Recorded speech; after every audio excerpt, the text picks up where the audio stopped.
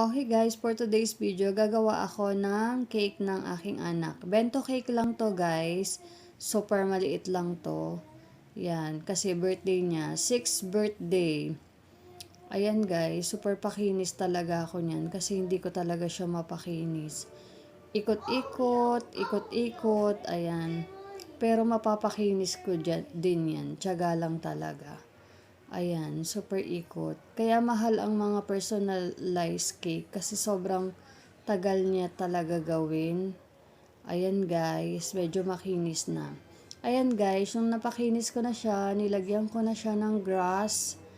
Yan, kasi ang team niya ay Roblox.